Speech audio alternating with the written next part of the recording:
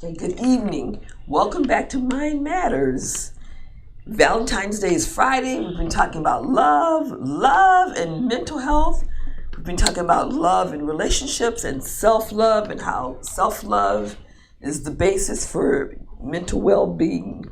When you don't love yourself, you have low self-esteem. Self-esteem is defined about how a person feels about themselves and what they do. So a person with high self-esteem believes that they're a good person. They can recognize their good qualities and will generally strive for a happy and successful life. Someone with low self-esteem has negative feelings about themselves, believing they're not worthy of love, happiness, or self. Low self-esteem leads to poor relationships. As humans, we strive to interact with others, and the relationships we have help to define us as people. So negative relationships ultimately equal negative feelings and a negative perception of ourselves. Low self-esteem also leads to addiction. Many addicts use substances and drugs to ease the negative feelings that they have about themselves. For them, it's an escape. So addiction is escapism. Low self-esteem leads to depression and anxiety. It works in a vicious cycle. And so it's hard to say which comes first. But that combination is troublesome. So depression, anxiety, addiction, poor relationships is very important, to do what we can to develop positive self-esteem. Here are some things that we can do to enhance your self-esteem and your self-love. You can take a break. That's easier said than done. Whether it's work-life balance or demands on your time and energy, you often feel too overwhelmed to think about taking a break. But the mental health benefits outweigh anything else. So I call it like taking a mental health day. Take a mental health day. Whatever you do, to unwind, to relax, to refresh. I think, if you don't mind me saying so, Doc, please excuse me for interrupting. You know how you say love is unconditional? That statement just made about having time for yourself. That's the reason I personally can't subscribe to that unconditional. Because no matter how much I love or care, I do need that. No, but break. Unconditional doesn't mean not taking a break. Unconditional means how you love a person without putting conditions on them. That's different than you just taking time for yourself, taking a break. Yeah, you got to take a break, relax, whatever it takes for you to unwind. Because I like deep breathing, exercising, walking, riding a bike, or whatever it is. Yoga for some people. It sounds so simple. How come so many people can't? But like going outside, getting fresh air. That's. Then also good nutrition is important. Like making sure you're eating right, drinking water. Hey Doc, in your practice, do you deal with a lot of people who just have poor social skills and they don't know how to interact with others, especially in relationships? That's why there are groups, different kind of groups for all kinds of things. So that's when group therapy comes in. That's what people learn to do in a group therapy session. They learn how to interact with other people. So the group therapy is very important. It's been a while since I've done that, but I used to do groups early on, in my career. But that's what group therapy is, to help them to learn to socialize and interact with other people. In all your years and your field, does it sometimes just amaze you when you come across, you constantly dealing with the same stigma, different people, same issue, can't socialize, can't love, relationship issues, domestic issues, personal issues, and we talk about all these ways of mitigating this and learning to love yourself before you can love others. Is it difficult for you to get a lot of your patients to buy into that philosophy that they have to love themselves first? There's this one patient who comes to the clinic. Dealing with her today, Miss Just, I said, name something that you like about yourself. And she was like at a loss. She couldn't name one thing that she liked about herself. There has to be something. And she's just sitting there that she just can't think of anything that she liked about herself. And she, growing up, basically that her father was very harsh and stern and, and so I think that's a lot for her, but she couldn't even think of any. I mean, it'll be amazing at the number of people that I've asked that question. Name one thing you like about yourself, and they can't even come up with one thing that they like about themselves. And the woman today, she couldn't come up. She's like in her 50s. She couldn't think of anything she liked about herself. Even something as simple as one thing. Name one thing that you like about yourself. Now, is this person single, married? Never married, single, socially withdrawn, isolated. She comes to the clinic, little small lady, Are you kidding? No, she, and that's what we're trying to get her to do she lives in in a nice high rise in Buckhead, and they have all kinds of social events. I mean, she's like unusual for the patients in our clinic, but they have all kinds of things going on in her building, social events. But to try to get her to engage in any of those, it's just like. So it's like self-exile. Right. So what she does is she stays in her room and drinks beer, and that's how she drinks beer. She drinks beer. Is that like a coping mechanism? Exactly, to escape with the unhappy feelings that she. And from time to time, she has been suicidal, depressed, anxious. Like I said, so she's got all of them. She's got the depression, she's got the anxiety, and the addiction, and very low self-esteem. Doesn't love herself. Wow. And it's hard because we're trying to get her to go out and do things, but she just will not. She just wants to stay in her apartment and drink. And that's what sometimes that I'm amazed. It always seems like the ones who have the access and have the ability don't value utilize. But those of us, and there's so many people out there who, if they had it, or just given an opportunity, they really would take advantage of it. Right, it's not an economic thing. This woman lives in a condo in Buckhead. Okay. Wow. A high rise, and they have other people there, and they have all kinds of social events. I do want to reiterate again. Valentine's Day has turned this whole love thing into a commercial retail issue, but there's so many people out there who's suffering. Whether you're in a relationship or not, if you feel like nobody cares about you, and even worse now, I'm finding out you don't care about yourself. This is one of those days like the holiday that could push you over the edge. Being by yourself, like being by yourself in Christmas or in fact, I remember very vividly a patient, she shot herself on New Year's Eve, a patient that I had shot herself on New Year's Eve. Yeah. Didn't want to face another year. Right. And it's interesting, we had talked on Christmas Day. She called me, we had a nice long conversation. I was at home visiting my parents, but she called because she was feeling down, and we talked on Christmas Day, and then a few days later, New Year's Eve, she shot herself. How do you feel when you lose somebody? Oh, it is just...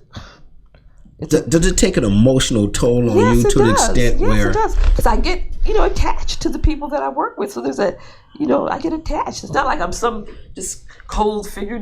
I do have an attachment with the people that I work with, yes. And so it was because I'd been working with her for a number of years. So, it was a loss. When you see these commercials and all of the retail marketing that's trying to convince people this is what you got to do or who you got to be loved or show you love. Do something inside of you just want to shut that down? I mean, do like I said, the thing is that you have to interact with the people I see on an individual basis. So like some of these things to practice self-love, like one of the things is getting in touch with your inner child, like yes, coloring absolutely. books, the adult coloring books. I know years ago we talked about that because I was reading about I think it's New York City a couple of months ago that now they have adult daycares. Yes, we talked about that in one of our shows, adult daycares. Listen, when I first heard that, I'm like, listen, adults paying money because they feel their life is so stressed that they're paying now to go and act like they daycare again, that's like kids. Getting in touch with your inner child. Wow, man, I can do that for free. And it's so funny because when someone does get in touch with an inner child, oh, you being immature, you're not at your age. But you have adults, highly educated and very, very demanding careers who reach the point where they realize I'm burning out.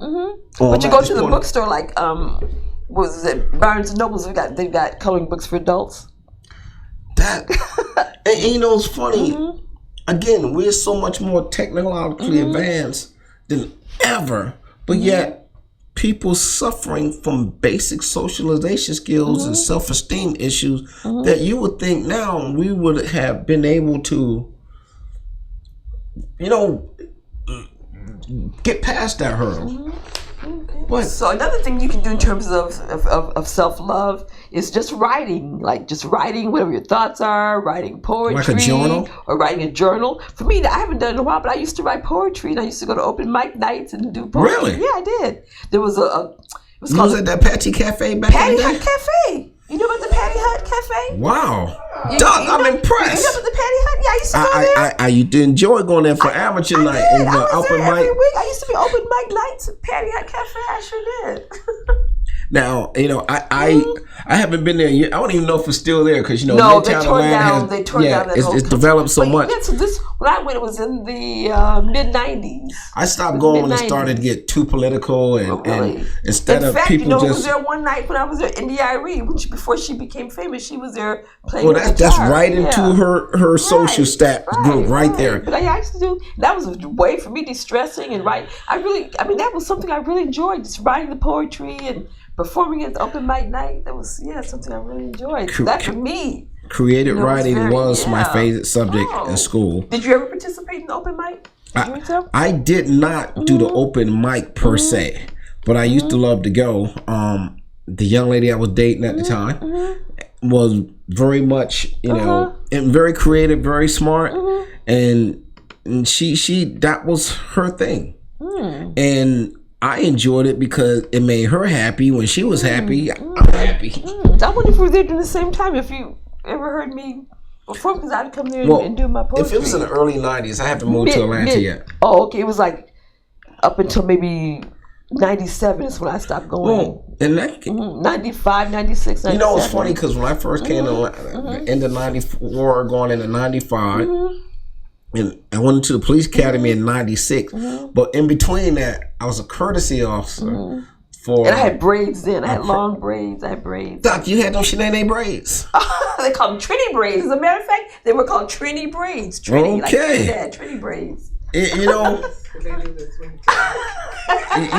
Doc, always, the image you've always given me is that, proper high society, buckhead, yeah. What? Ain't no you had a little ghetto on you.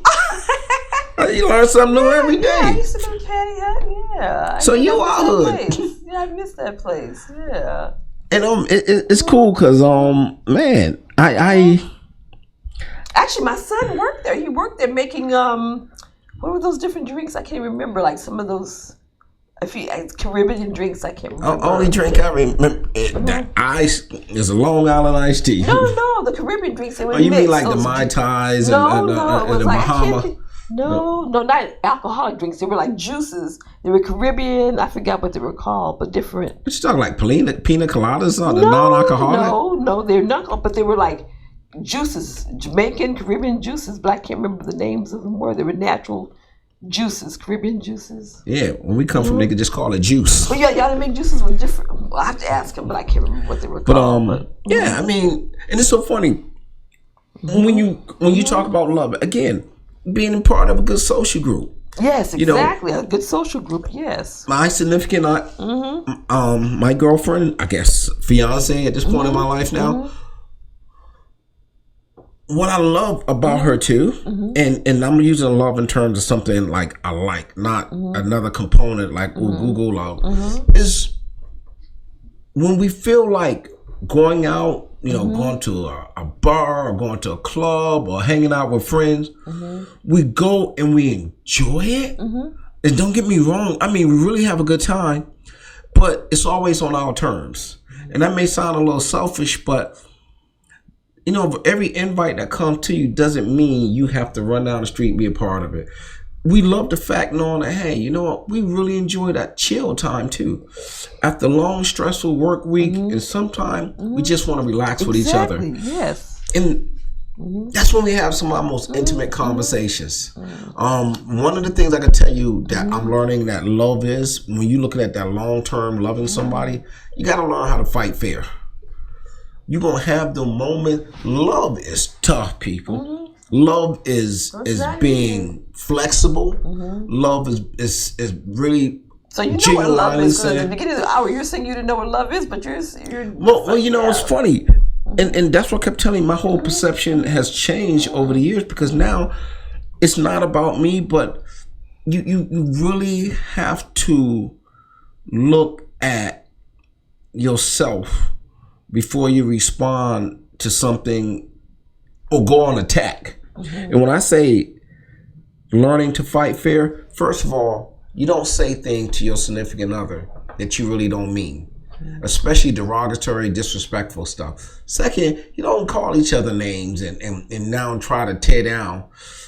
Learning to fight fair means just simply that. Respect, space and respect. It got the basic foundation have to be respect. You know what? I'm not feeling what you said or did. I'm a little heated right now, so give me a moment to process this. You know, just give me a quiet moment, and that's cool. Right, you don't get to name calling and belittling and all everything that. don't have to be addressed right then and there.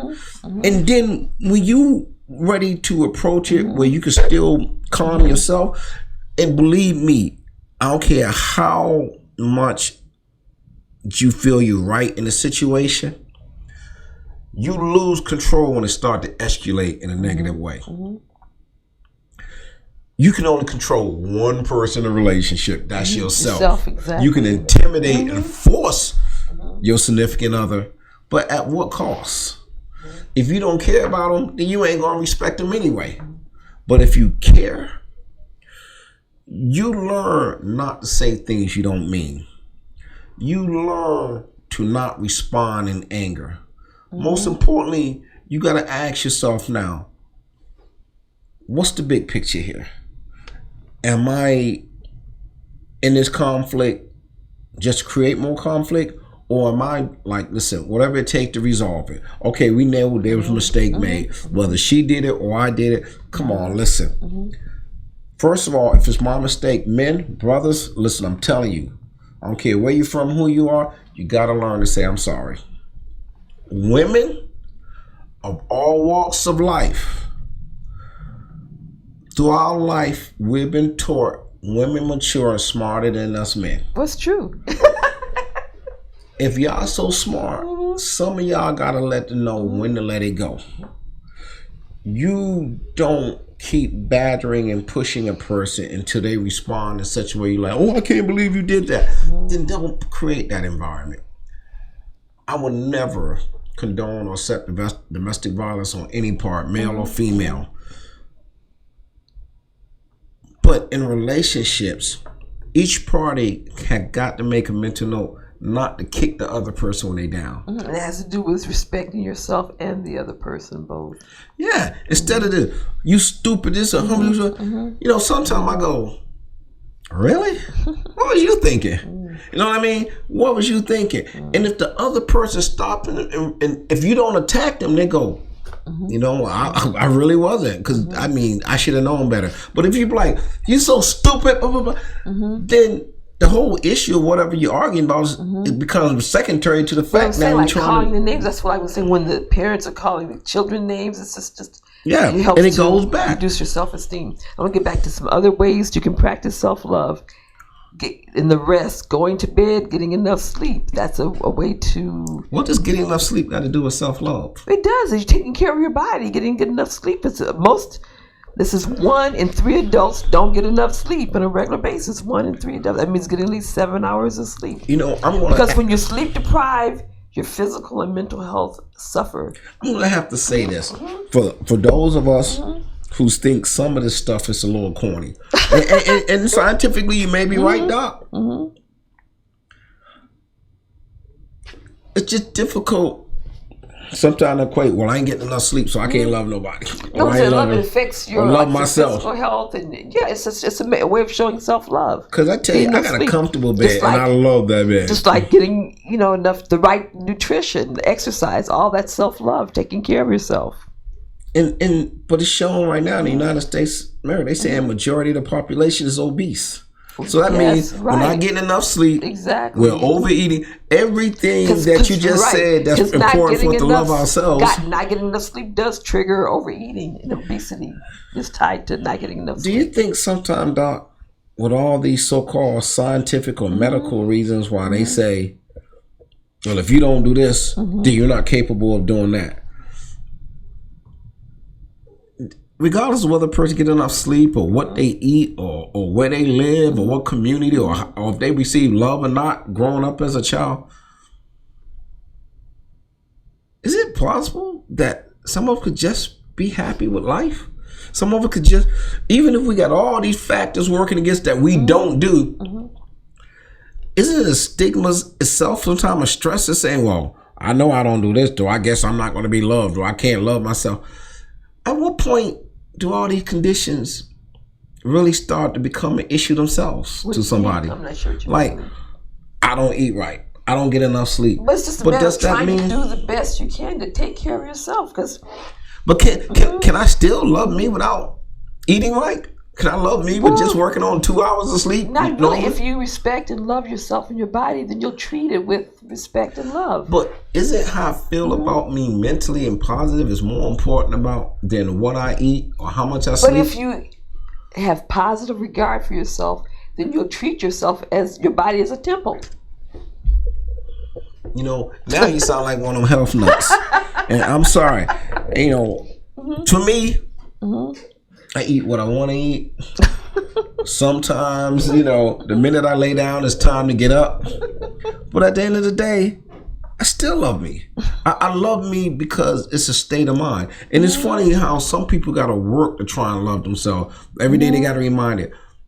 When it becomes something you naturally do, like breathing. But some people, it's not natural for some people. Some people just, like this woman today, in fact, like I had a patient who's been depressed for years, and every time she comes out, I said, try to find some reason to live every day, something positive about each day, and that's a struggle. I'm glad you said find something to live for each day. Because you gave us several examples of individuals who literally their whole life they have been depressed. Yes. No self-esteem, actually no self-love. Then when you look at the mental health of it, life is a struggle. It's a burden. It's depressing for them. Isn't that the reason they take antidepressants and all these psychotic men? Yes. Isn't that the medication supposed to help reverse that? It does, but then some people get into a learned pattern of being down, depressed, not liking themselves, and the medicine's not going to change that. So what does the medicine do? The medicine increases the level of the serotonin, so it takes away the biological aspect, but then there's these conditioned aspects, like when they grow up, and hear these negative messages from their parents. So that's like basically trying to be deprogrammed from those messages. Artificially increase their hormones to good hormones. But you're doing that, but they've got to be they've been programmed with all of this negative message. You have these tapes that you play inside your head from childhood, and oftentimes people can be their own worst critics. They'll say things worse about themselves than somebody else would. So you got to deprogram all those negative messages that they've grown up with from childhood. Like you're dumb, you're stupid, you're ugly, or in the black community you're dark. There's a whole colorism thing. I'm going to use a phrase that we coined in our very first year working with you. Okay. We agreed that no matter what negativity placed upon this world, no matter who do it, no matter what your mental state is, it all comes down to one simple component in human nature that's always been detrimental to mankind. Okay. And that is hurt people hurt people. That's true. Hurt people who don't love themselves, people who've been hurt. Right, exactly. So what can we do in this world to mitigate that? Well, it's funny. It seems like we're going backwards instead of forward. The more advanced we get, because suicide rates are increasing, marriage rates are dropping, domestic violence rates are increasing, juvenile crime. Every negative category we can think of is rising. As we've said many times in the show, often the role that social media plays. The people, the more that they're on social media, the more they can be bullied, put down, criticized. I didn't get this many likes, or nobody liked my post. I mean, that can really affect. I'm surprised how many adults. I would think this would be kids. Your age out when you're out of middle school, high school. I had a friend recently was having some kind of issues because somebody unfriended them. Exactly. I'm like, yes. Somebody unfriended you on Facebook and you upset? Yes, people take it. You got 99 friends who use Right. Somebody that's an insult to their own personal self-esteem and self-worth. We're talking one person. Yes. Against the hundreds of thousands. You're not even in a relationship. Social media is very powerful these days. I know it's very powerful. I know you're not on it, but I am. Ladies and gentlemen, wow, that's a lot of power you gave somebody. If somebody unfriended you on social media, why is it so detrimental if you're not in a relationship with them? They do not any way, shape, or form financially support you. They're not part of your inner circle of those who care about you. From a whole rational, logical mind, that's not how people see it. It's more of an emotional issue. It's not a rational, logical thing. That's not how people see it. You know what, Doc? I got all these friends on Facebook. I mean, really, it's like that's their self-esteem. And it's directly tied into their self-esteem and self-love. How many people like me? How many friends I have? And I know YouTube and a lot of Twitter, Instagram, and all that. I know people making, their own careers out of being internet sensations. A lot of these companies, they market based upon how many followers you got. You got 200,000 followers. Now all of a sudden we're paying you. You're a celebrity. And there are a lot of self-made celebrities out there right now. And I give these cats kudos. They doing their thing. But to really become self-destructive because somebody unfriended you on social media. So this person, they were like, well, how did they feel when that person unfriended? How did they say they reacted? I mean, I'm sitting there talking to another adult that, we female? cool. That's right. And this person really upset to the point where they felt they were disrespected. I had to stop and go. Was this a male or female? Actually, it was a male. And I'm like, hey, what kind of dude are you? This is what I'm saying. So oftentimes we depend upon the admiration of people like how many likes I have, or somebody unliked it, or things that people post on Facebook. That's very much a time of this time that we have. So oftentimes one way to protect yourself and promote self-love is to just cut off, take a holiday from social media. Well, what surprised me with this individual was I never thought they were the type to care less. So this person needs to take a break. They need to take a break. And I'm like, when did you become? They need to take a break. So this anyway, you caught up on. Well, sometimes I go on and see what's going on. Start with the little dating sites and they go. Dating sites is another whole thing. Yeah. And I got to be honest with you, Doc. I know you may say may be the wrong response, but I told him, man, you're a fool. Come on, really? Why you told me he's a fool? But see, but you don't. I know I wasn't sympathetic. Exactly. I wasn't giving the shoulder to lean on. I wasn't. Is this person in a relationship? And it's funny you should ask that. This person got so caught up that of these online relationships, that's how they lost their real relationship. Okay. And again, we in this age, late 40s, 50s, I can be honest with you. How stupid can you be? You so caught up. You stay online. You stay on the dating sites. You stay on the chat line. So this person was in a relationship with the person? Yes. And it's like you really got caught up into all of these online relationships and you sacrifice the woman come on, man. So he was in a real a person-to-person relationship and they broke up, or? Yeah, she had enough because Of course, he says, "Well, I've never met up with any of them physically. We never." See that but person. When you that started person investing, that person needs to disconnect. you don't even come to bed. No, they sleep in separate bedrooms because you up all the time and texting. I'm like, where they do that at? At what point do you say? See, that's not exercising self-love. I'm saying in that case, that person needs to disconnect from social media and take a break. About it. Again, when we start talking about this whole love thing, it's like, man, you. I think I'm as modern as the next person, but some things I believe traditional, you got to do it. First of all, you can't date through Instagram or Snapchat or FaceTiming and all that other stuff.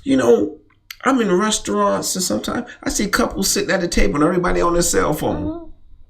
Right, that's why you even waste your time that's what I'm saying. Going out together and yet y'all don't communicate and talk? You have to disconnect from social media. I see people sometimes say, hey folks, I'm signing off for a while, and they'll sign off Facebook for like a month or whatever. I mean, I have friends who'll do that. They'll sign off, and which is something that you need to do. It's hard to do because it becomes actually more like addiction or a compulsion. One thing, again, what amazes me... And then often they do that because they're escaping low self-esteem. I'm not only going to put everything on low self-esteem because it seems like, that's a generic way of explaining something. It's so real. It's very much. It's a real thing. Some of the people who are like... Sometimes I get caught up. You'll be surprised at the number of people who don't love themselves. I am truly surprised in the individuals, especially when they're of a certain age, and you now allow social media control your life.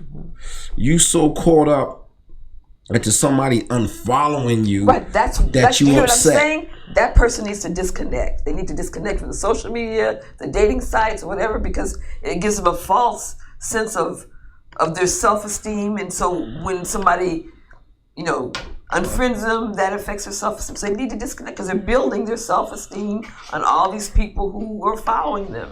But the funny thing about it, I hear you keep saying disconnect, but I'm looking at the numbers. I know, but a lot of people ain't disconnected at all. No, Doc, you ever leave the house rushing for work or going to engagement, forget your phone?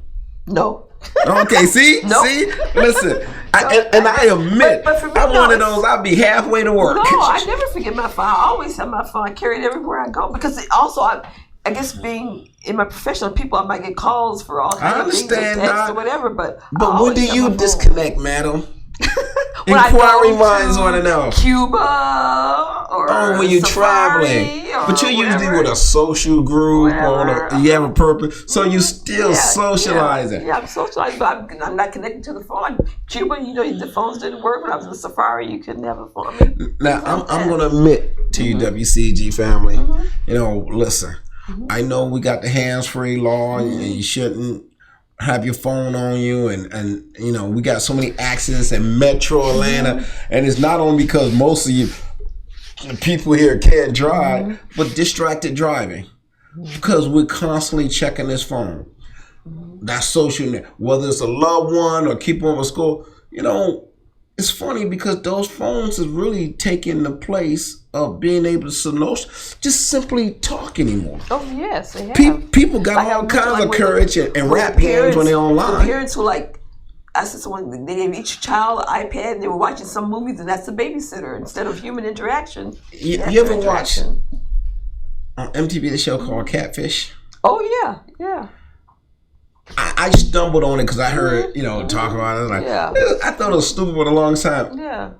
And I remember the first time I watched one, it went from curiosity to, what kind of stupidity? All right, here we go, another dumb reality show. But as it progressed, though, to see somebody take on a persona online of being somebody they're not, just to establish a relationship and have somebody, and became addicted to it. Oh. Because, and let me tell you, I'm looking at people who just want to be loved and accepted for who they are. They want to be loved. That's the key. And a lot of them wasn't undesirable. Right. They want to be loved. A lot of them what? Damn. I mean, why are you having a hard time? I mean, man. I don't understand it. I'm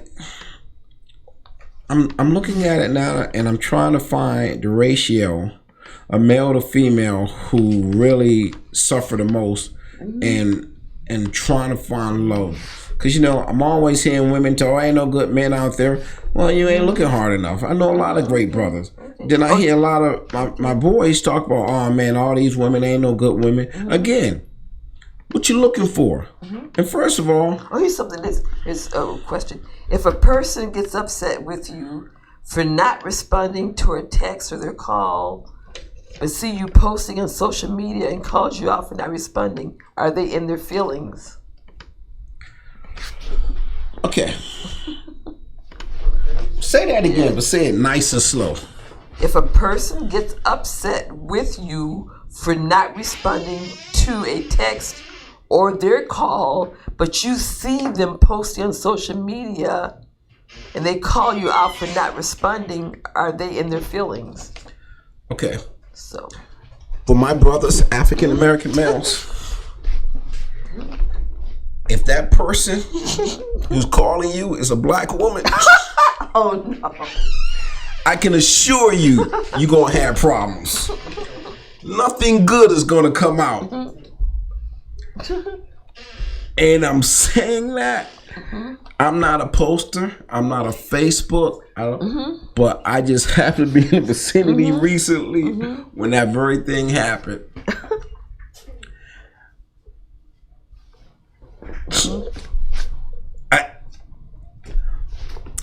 First of all, what?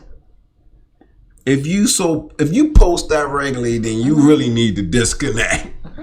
But going back to what I just told you, my buddy was having, this and that was one of the reasons that led to the demise of his actual physical relationship. That's very unhealthy. That's because very unhealthy. You posting even when you at work or at home and she's calling you, whether it was something important or just to say hi. Well, see, the point to me, that sounds like he's reaching the point where it's an addiction. And that's become an addiction for him. Which addiction, as I said, is often to escape from lack of self-love, from lack of self-esteem, to escape from how you feel about yourself. And this, I told you that this person doesn't have a very good opinion of themselves. I'm with you. They would want to be in a virtual relationship instead of a real relationship.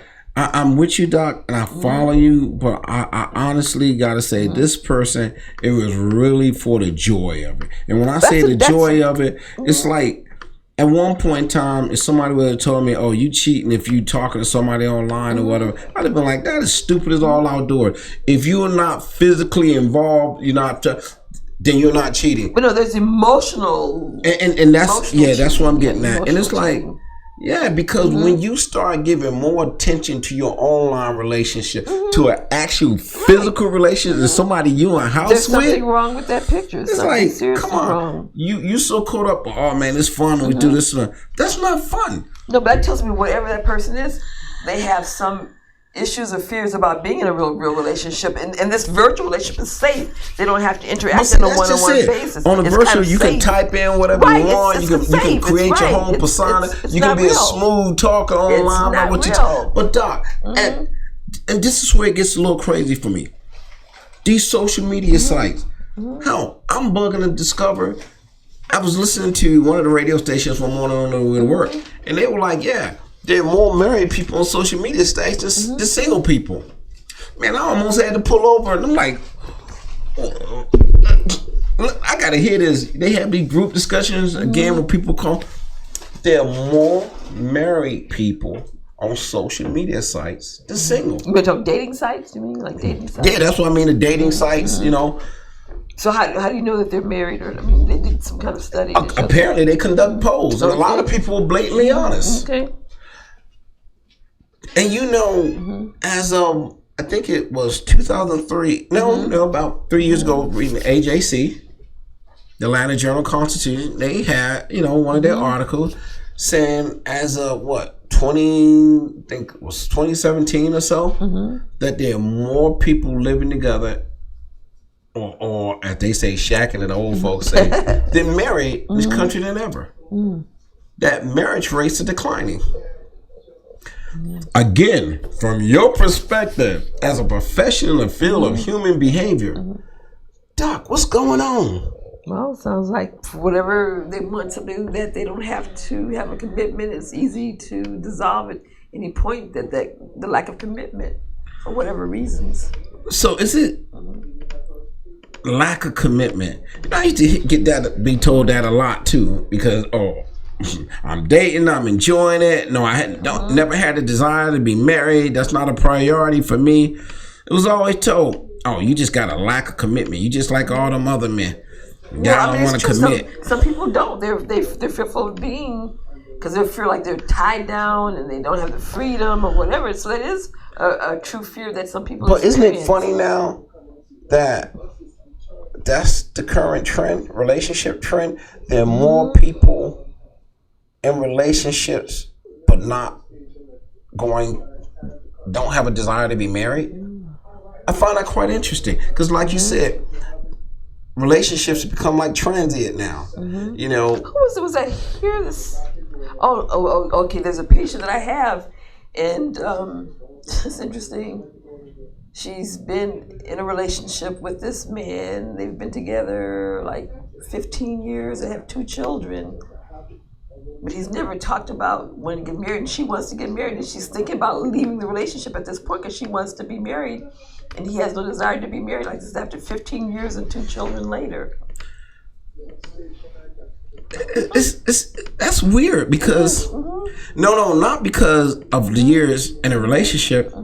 What's amazing is if you got 2 children together, you've been in a relationship for God longer than most people have been married. Yeah, 15 years. But she wants to get married, but she wants to get married. But isn't it funny, even before having kids, don't you think they would have, hey, this is where the communication of what are we doing together, what's our long term. At some point in a relationship, we know certain questions are too soon. You don't meet somebody in 2 months, you're like, okay, so what, we get married, what's your plans with me? But when you start investing time, and time is the only commodity in a relationship you can invest that you can't get back. So at this point, does she seriously consider leaving because she wants to get married and he doesn't after 15 years? And that's the funny thing about it. She's considering leaving. Yeah, after 15 years. And then you really got to ask her for the purpose of what? Because she wants to be married, because she feels that there's no But you're going to go out there and look for somebody to get married. Why don't she just doesn't feel like that he's made the commitment to the relationship, and she wants that. She wants, But what about if she end up in a marriage that don't work out, and then she's not saying she's going to get another marriage, but she doesn't feel that her needs are being met, that she wants that commitment. And you've been there 15 years, and I'm not trying to judge. Seriously, as a patient, what needs are not being met in 15 years that you couldn't that he's committed to the relationship. That you didn't identify and discuss in 15 months. She feels there's not that ultimate commitment by the fact that he doesn't want to get married. So she doesn't feel there's an ultimate commitment. So really it's a self-esteem issue for her now. Well, it may be. Yeah, I'm not good enough to marry. But if he, I think that is. But from day one, it was apparently that he's never been a type that marriage was that a priority for him. And I also want to mention it's an interracial relationship. So let me guess, she's one of them that I figured over time that he would change. But and plus she's black, he's white. And that may have a little something to do with it too. That's what. She's wondering about the racial dynamics and that may, interracial relationship. I did not realize, and that's a whole nother show itself. Right, that's another whole thing in her mind, because she's black and he's white, and why doesn't he want to marry me? And have I dated outside my race? Absolutely. Have I enjoyed the relationships? I have. Okay. I got to tell you, maybe I'm just not wired to have as many issues or concerns or be like most people. But I personally have never had a negative issue or response or situation or lost sleep over the fact that I'm dating someone outside of my race. To me, it was just I'm dating somebody. I never have. You've never dated anyone else? I've been asked, but like when I was in medical school, my anatomy partner, who was had been a football player, who's now an orthopedic surgeon, asked me, but I never went out with him because he was white. But you grew up in a deeply religious household. I know, but the reason I didn't go out was because he was white. Was diversity ever taught in your household? Like society, because of the historical nature of black-white relationships in this country. I mean, I just didn't feel like I could break that. You know, one of the things I got to give my parents credit for was they always stress diversity. It may not be on a relationship or who I marry or date, but it was always like, listen, this is a great, big, beautiful world out there. Don't make the mistake of thinking that you and those like you only exist. I mean, if I had to do it over again, I definitely would have done something different if I had to do it over. But just looking back, I've never, ever dated. Well, you know what? I'm going to find you a white guy. Listen. I'm going to the next NASCAR race. Or we going to a country western concert. We going somewhere where it's predominantly going to be white guys. And I'm going to get you hooked up. Get me out of my box, out of my comfort zone. I don't care. I can find a Hispanic dude or an Asian dude. The point, I have a friend who's black, and she went on those dating sites, and she did marry a Hispanic guy that she met on one of those dating sites. First of all, I'm not a revolutionary, and black power, absolutely. But still, there's more in this life, in this world, than those who just look like me. And the beautiful thing about life itself, we got choices. I couldn't understand initially why, or actually stigmatize it, that the symbol of gay pride was a rainbow. Just like the every time I saw a rainbow, I was like, oh, here them fruits again. Oh my goodness. And not the negativity and ignorance, but you realize. Okay, so we've been talking about love. Valentine's Day is coming up, and Valentine's Day is symbolic of love, but love is something that we need to express and feel about ourselves every day of the year, not just Valentine's Day. Self-love is the key to mental well-being. You have any lasting comment? Yeah, well, you shocked me tonight that how many people really can't find that key. There's no self-love. Yeah, so self-love is the key to mental. So find something every day to do to express love to yourself, something for yourself. It's very important. The greatest love, as Whitney Houston said, is learning to love yourself. Thank you. We've enjoyed you and look forward to interacting with you again. You've been listening to Mind Matters. And is that a call? Okay, we take the call. Go ahead and take it. Okay, caller. Can we take the call? Caller. Hello, caller. What's your question or comment? Yeah, so we have a young baby, 6 months old. And we're thinking about getting a dog, but we're not sure. We're hesitating between a Samoyed and a Husky. Like, which one would you recommend? This is a show on love. Yeah, but I mean, you can love the dog. I mean, I guess because a little confused caller, kind of paraphrase exactly what your point is with the question. I'm just trying to understand it better, trying to give you the best response possible. Well, the problem is that a Husky is very active, right?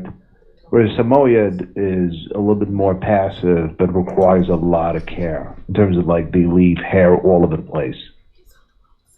So actually, a lot of people they're saying that if you buy a Samoyed, you need to get a second vacuum cleaner.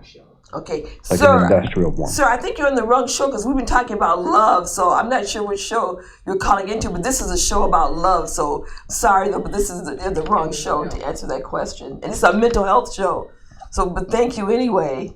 So thank you. Okay, we look forward to interacting with you again. We're signing off from Mind Matters, and have a blessed week. Oh, you too. Bye-bye. All right, bye-bye. That was interesting. Do a little close out one more time. Okay. Thank you, audience, for listening. Self-love is something that we need to practice every day, loving ourselves and loving others. Not just Valentine's Day, but every day of the week.